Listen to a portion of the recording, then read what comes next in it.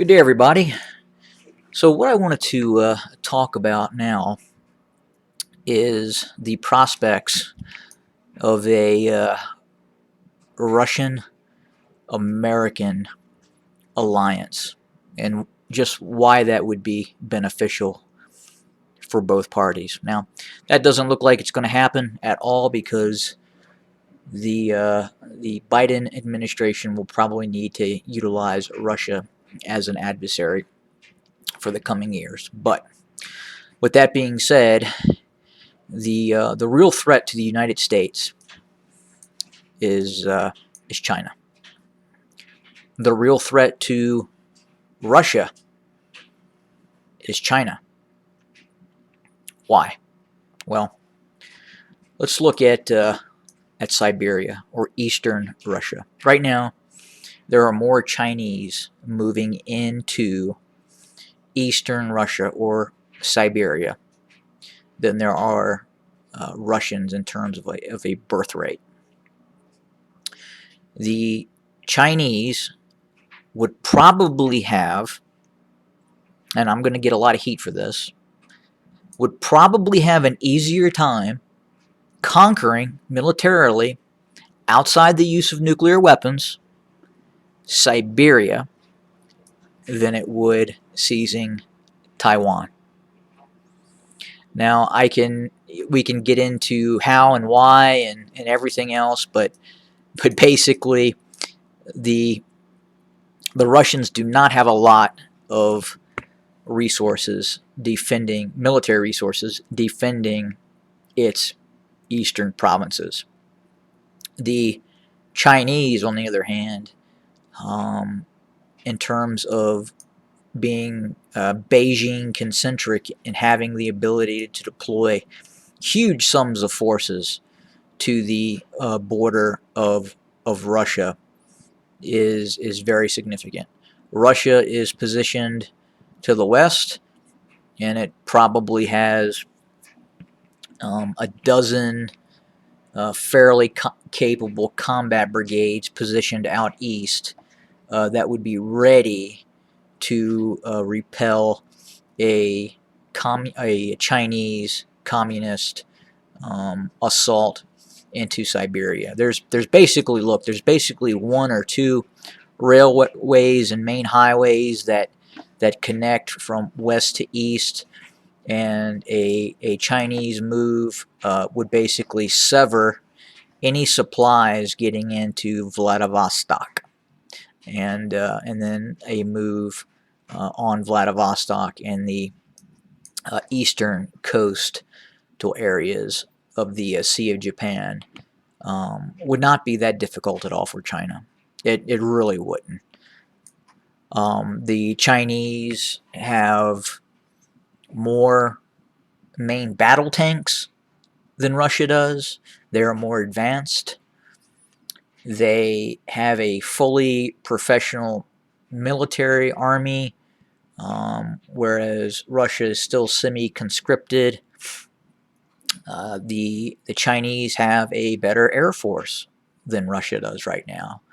Outside of the engines that the Russians provide, Chinese avionics, radars are on par or more advanced than what Russia has currently. The Chinese Navy is larger and more advanced, much more larger and much more advanced than Russia. Russia would not be able to move forces from west to east in terms of a naval capacity to have any effect on the Chinese naval forces. Mongolia, Kazakhstan would not stand much of a chance against any sort of Chinese encroachment. And, I predict probably within the next 50 years, you could theoretically see a Chinese empire expanding from the Urals through Kazakhstan, Mongolia, and then China itself. It's probably going to happen. And I know Russia is very cozy with China right now, but things change and things happen. And I think that the long-term outlook, the Russians are eventually going to have to stand up to China, or they will be swallowed by China. It's just it's numbers. It's simple numbers. There's 1,400,000,000 Chinese in a country roughly the size of the United States, and there is immense amounts of land and resources in these eastern areas of Russia that are basically uninhabited. There are not many people living in eastern Russia, with the exception of Vladivostok is a decent sized city, but just look at this. Just hundreds and hundreds and hundreds of miles of nothing. And given the growth rate in the Chinese population and their desire for resources, this is a very exciting target for the People's Republic of China. And I know some people will say, well, wait a minute, he just said that it would be easier for China to invade Russia than it would Taiwan. Yeah, and I'm sticking to that. Here you're looking at a 100-mile cross the Taiwan Straits to launch an amphibious invasion, and you don't need that for Siberia.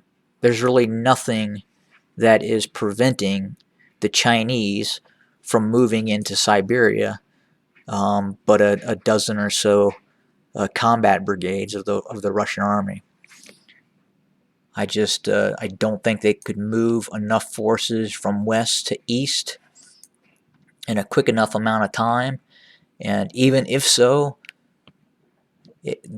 China is just too big and too strong. Its production capacity is incredible. Would it be bloody? Russia versus China? Absolutely. Now, all this is negated if Russia were to utilize nuclear weapons. But I'm not so certain it would be and again, we're talking 20 years, 30 years from now. I think it would be more of an immigration issue where you could see the majority of the eastern Russian provinces in Siberia becoming Chinese. You would see possibly economic influences coming into play as well, whereas the Chinese could make it economically beneficial for some of these oligarchs who are in charge of the Russian Federation to basically give up their eastern lands. And I mean, we've seen times in history such as the Louisiana Purchase in the United States, where great tracts of land were purchased. I mean, Alaska was purchased from Russia, right? So why couldn't the Chinese offer, say, $10 trillion for Siberia, or whatever that offer may be at the given time?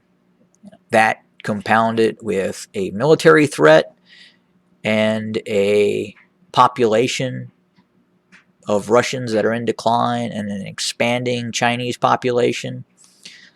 The Russian or the Chinese threat to Russia is much more greater than the Chinese threat to the United States.